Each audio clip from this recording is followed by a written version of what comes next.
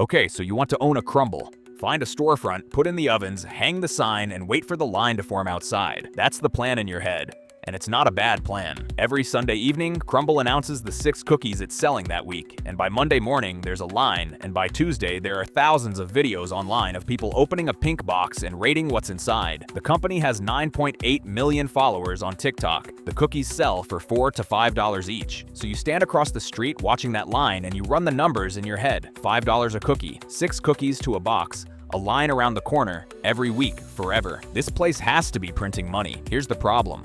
What you're looking at isn't really a bakery. A cookie shop is actually 2 businesses stacked on top of each other, and most people only ever see one of them. There's the brand, the pink box, the Sunday drop, the millions of followers, the whole cultural thing, and underneath that, there's the bakery, the ovens, the payroll, the lease, the 4 in the morning shift. 2 very different businesses with 2 very different risk profiles. And at some point, Crumbl worked out how to keep the first one and sell you the second. Once you understand that split, the rest of this starts to make sense. How the company went from 1 store to 1,100 in 8 years. Why the exact thing that made it famous is the thing making life hard for the people who own the stores. And why, this year, its own disclosure document quietly stopped publishing a number it had published every year before. Let's start with the door, what it costs to get in. Crumbl publishes most of its numbers in something called a Franchise Disclosure Document, or FDD. Every franchise operating in the United States has to file one. It's a legal requirement, and it's a public record. Almost everything you're about to hear comes straight out of it. The estimated cost of opening a single Crumbl location is between $848,000 and $1.47 million. That's not the cheap version and the deluxe version, that's just the gap between a small market and an expensive one. Inside it, you've got a $50,000 franchise fee, the build-out, the equipment, the opening inventory,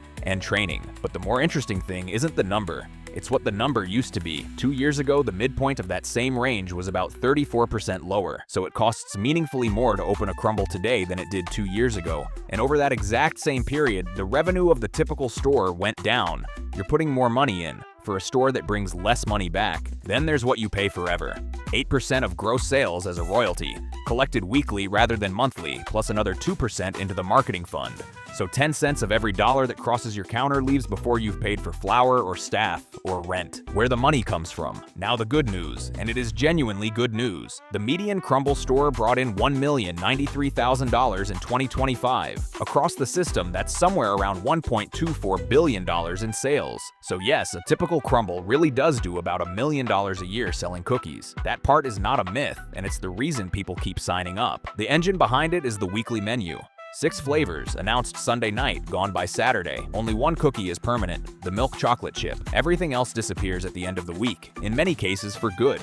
It works extremely well. It's also about to become the most expensive decision in this entire business. The part nobody tells you. Here's what almost nobody knows about the rotating menu. It didn't start as a marketing idea at all. Go back to 2018. Crumbl has 3 stores. The third one opens with a big menu, a lot of flavors available at once, and the line goes around the corner and the staff simply can't keep up. They can't hold every flavor in stock. Customers drive across town for one specific cookie, find it sold out, and get angry. So the founders sat down and asked how to make the operation simpler. And the answer they landed on was to stop trying to make everything at once.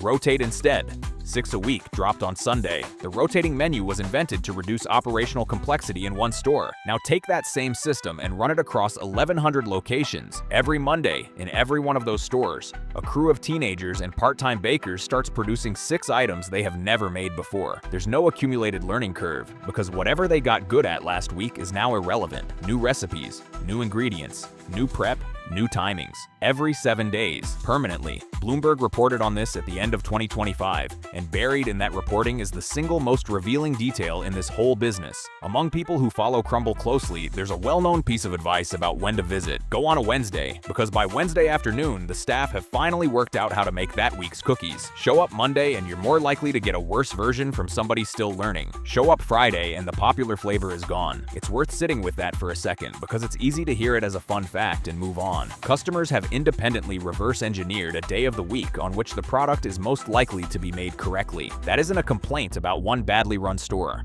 That's a pattern consistent enough across 1,000 locations that people plan their week around it. The same Bloomberg piece described layoffs, chaotic operations, and paper-thin margins. And that's the trade sitting at the center of everything.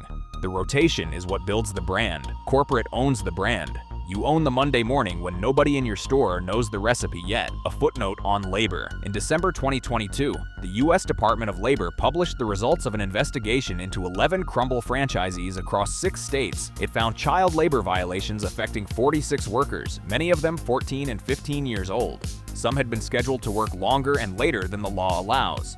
Others had been put on ovens and machinery that federal law says nobody under 18 should be operating. The penalties came to $57,854, and they were assessed against the franchisees, not against Crumbl Corporate, the cost of being a content company. Now the cost that proves the whole thesis. In April 2025, Warner Music Group sued Crumbl. The lawsuit had nothing to do with cookies. It was about TikTok. Warner alleged that Crumbl had used at least 159 of its recordings and compositions in promotional videos. Taylor Swift, Beyoncé, Dua Lipa, Bruno Mars, Lizzo, across 286 separate instances. Under U.S. copyright law, statutory damages for willful infringement can run up to $150,000 per work, which put the claim at roughly $23.8 million.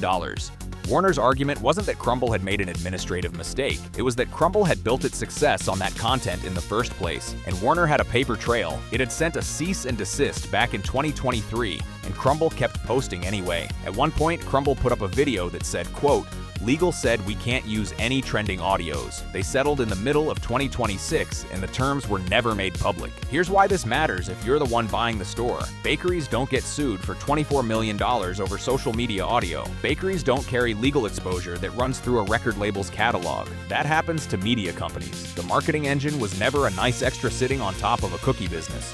For years it was the business, and it was running on fuel nobody had paid for, the number that disappeared. So what does one of these stores actually earn? For years, Crumbl answered that better than almost any franchise in America. It voluntarily published net profit per store in its FDD, which most franchises never do, and it was a legitimate point of pride. Then the numbers turned.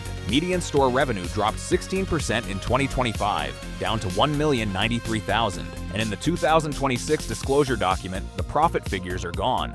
Not restated, not moved to a footnote. They are simply not in there anymore. This year's filing shows gross revenue only, which means somebody considering buying one of these stores today cannot work out from the official document what a typical location earns after expenses: food, labor, rent, royalties, marketing, debt service. None of it appears. And if you wanted to go and ask former owners how it went for them, some of them can't tell you. The FDD itself states that certain current and former franchisees have signed confidentiality clauses restricting what they're allowed to say about their experience in the system. Meanwhile, new store openings went from 364 in 2022 to 288 to 100 to 54 in 2025. So let's do what the document no longer does. The good version, 2024, the last year with public profit data. The median store did $1.3 million in revenue and $223,000 in net profit, 17% margin on a business that cost around $1 million to open. That's a real business. It won't change your life, but it's real. The other version, in that same filing, only 43% of stores hit or beat the average. The worst reporting location in 2023 lost $241,000 in a single year. And in 2025, the best store did $3.4 million, while the worst did $365,000. A 9-to-1 gap between two shops selling identical cookies from identical recipes under an identical sign. The FDD doesn't explain what drives it, so which one are you going to be? Nobody can tell you. And as of this year, the document that used to help you guess doesn't include the number anymore. One last thing, and it's the part almost nobody reads. The company you sign your franchise agreement with is called Crumbl Franchising LLC, and it doesn't own Crumbl. It licenses the entire brand, trademarks, recipes, operating systems from a related entity for a one-time fee of $100. Starting in 2023, that same company began paying its parent what the filing calls a management fee: $24 million in 2023, $30 million in 2024. $60 million in 2025, in a year when revenue was essentially flat. The document doesn't describe what services the fee covers or why it doubled. In 2025, the business generated $28 million in cash from operations and distributed $41 million to its members. Franchisees are not members. Cash on hand fell from $24.8 million to $6.4 million. And back in June 2022, celebrating store number 500, Co-founder Jason McGowan wrote a post about unit economics. He criticized companies that chase growth over profit and confuse outside funding with success. He wrote, quote, "The only thing sweeter than sugar at Crumbl is net profits." In May 2025, Crumbl sold a minority stake to a private equity firm and took on around $500 million of debt. In April 2026, the profit numbers came out of the disclosure document, and in May 2026, all three founders announced they were stepping back from running the company. So if you do decide to open a Crumbl, remember the thing that actually decides how this goes. There are two businesses inside every one of those stores, the brand and the bakery. The brand changed hands for $100. The bakery will cost you $1.4 million. Make sure you know which one you're buying.